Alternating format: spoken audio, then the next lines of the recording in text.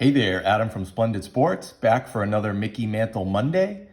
And it is 52 Mantle fever right now in the sports card hobby, right off the heels of the National, where the SGC 9.5 52 Mantle was showcased and was there for the whole hobby to see. And I saw some pictures and videos of people who actually got to hold it. And as of right now, with 19 days left on that heritage auction, the 52 Mantle 9.5 is already at, with the buyer's premium, already at an all-time record for any sports card, 7.4 million. And as you may have seen, one of the T206 Honus Wagner cards just went for 7.25, which temporarily set a new record. 7.25 million, but the king of the hobby is here to claim his throne in a few weeks. I predict it will go well north of 10 million, and it will be by far and away the most expensive sports card to ever sell. On this topic, the card that I'm going to show today is a reprint of the 1952 Mantle. This is an interesting one. Of course, this card's been reprinted a bunch of times. It was reprinted even last year in the Topps X set. It's been reprinted, I believe, in '96 and other years.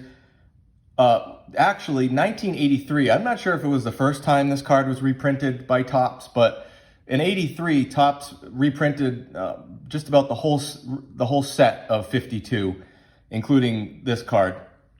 Now, this isn't from the '83, as you can see, but funny enough, this weekend, I have a bunch of saved searches on eBay, and I noticed one of my saved searches, I have like Mantle saved almost every year in my searches, and 1983 popped up, and a pretty rare card that I haven't seen one for sale, at least, since I've been having that saved search for a few years.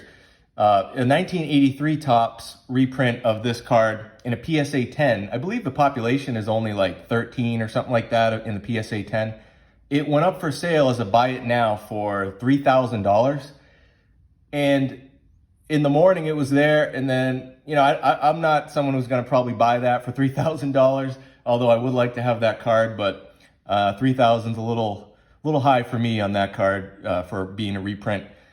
Even though it is from '83 and very rare in a PSA 10, but it was up there for maybe a couple hours. And then I checked back later in the day and it was gone. So I'm looking, I can't tell if it was just pulled down by the person who put it up there or sold, or maybe they made a deal, or he made a deal with somebody offline or whatever, but it was pulled down within a couple hours of going up. So my guess is it probably sold. So just to give you an idea of what's, even a reprint of the 52 Topps was probably selling for around $3,000. I know I've seen PSA 8s sell for like, I think it was $500. I saw one, and PSA 9, there's one listed, I believe, on eBay for like $2,500. So we're talking, thousands of dollars for PSA 9s and 10s of a reprint. And this in my opinion is an even more interesting reprint. This is from 1991. For people that I was only 10 years old in 1991. But for people who were around and older and going to card shows, I've heard it said that 1991 is what many consider the peak of as far as popularity for the sports card hobby. I know in '91 I was heavily into it as a kid, and I think I heard Dr. Beckett on his podcast talk about '91 in Anaheim as far as the National being the most attended ever. And, I think we almost got there to those levels probably like last couple years, but many consider 1991 to be the peak popularity. And this is not from the National, this is from the East Coast National. So if you're into card shows, you've probably heard of the East Coast National. It's been around for quite a long time. This is 30 years ago, the 1991 East Coast National, which occurred like it, I think, usually does right after the National, a few weeks later or a month later or so after the National.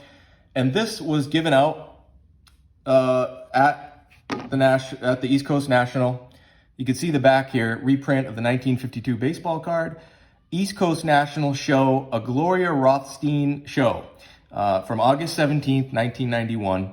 And it's compliments of the Topps company. So this is a Topps issued, Topps printed card, which, you know, is important as a reprint in this card because there's obviously all kinds of fakes and duplicate, you know, copies out there that aren't produced by Topps that you see of this 52 Topps. You just look online and there's all kinds of fakes out there. But this is an actual Topps printed card, promotional card for that show. And Gloria Rothstein, she's no longer living. I think she passed away recently, but she was a big time card show promoter for many, many years. And by all accounts, you know, ran some great shows. And this card was given out as a set of 4. The other 3 cards that was given out at that show was the 1954 Hank Aaron rookie card. So basically it's the first Topps card of Mickey Mantle, first Topps card of Hank Aaron, the 57 Frank Robinson, first Topps card, and the 58 Stan Musial first Topps card, which is actually an all-star card. I have that card, the original.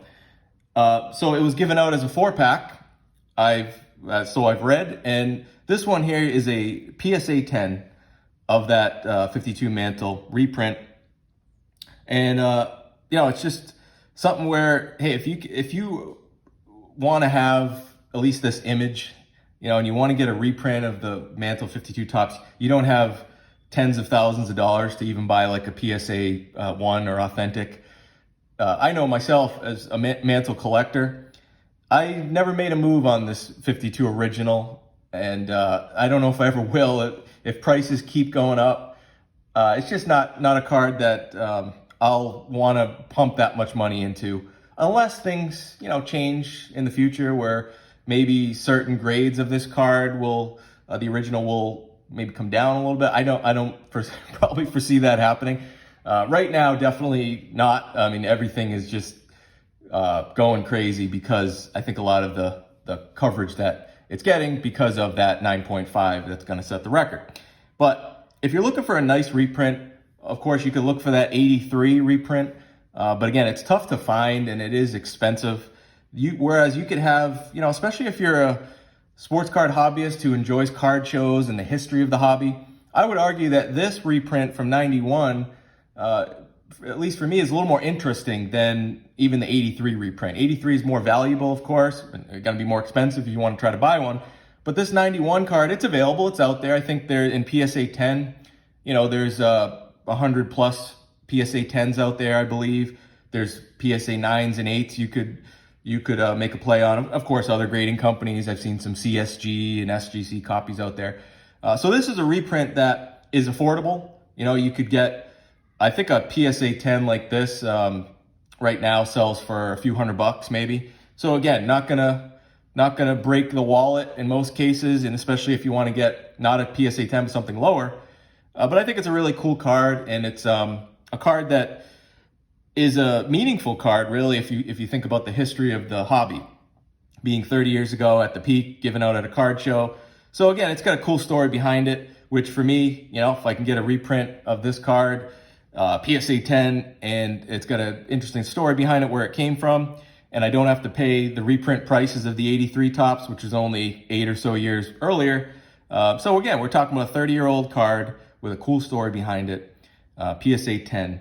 So this is the card for this week's Mickey Mantle Monday. Next week, I will have a Playing Days card to show. I know it's been 2 weeks in a row with the post-Playing Days cards, but I gotta say, you know, these post-Playing Days cards, a lot of them have cooler stories and a little more interesting to me than some of the Playing Days, you know, base cards of Mantle. I'm gonna show them, but you know, you've probably seen them 100 times. Some of these are a little more obscure and interesting after the Playing Days were over.